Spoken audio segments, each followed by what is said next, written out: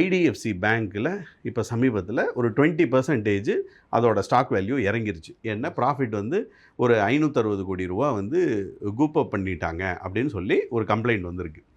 இப்போ 20% இறங்கியிருக்குன்னா, நான் ஐடிஎஃப்சி பேங்க்கை தனியாக போய் வாங்கியிருந்தேன்னா ₹100 வாங்கியிருந்தேன்னா அது 20%னா ₹80 இமிடியேட்டாக ஆகிடுது. ஆனால் நான் மியூச்சுவல் ஃபண்டு மூலமாக போகும்பொழுது ஐடிஎஃப்சி பேங்க்கை அவரும் வாங்கி வச்சுருந்துருப்பார். ஆனால் அதோட ப்ரொப்போர்ஷன் கம்மி. இந்த ₹100ல் அவர் ₹5 தான் ஐடிஎஃப்சி வாங்கியிருப்பார். ₹5 20%ங்கும்போது ₹1 தான் எனக்கு இறங்கியிருக்குமே ஒழிய இந்த மாதிரி டைரக்ட் லாஸ் எனக்கு வந்து சேராது. ஸோ இது 2வது அட்வான்டேஜ். 3வது அட்வான்டேஜ் என்ன அப்படின்னா, நான் வந்து ஒரு நீண்ட காலத்துக்கு ஒரு சொத்து சேர்க்கணும் அப்படின்னு சொல்லி சொன்னால் சிறுக சிறுக பணம் சேர்த்து தான் நான் சொத்து சேர்க்க முடியும்.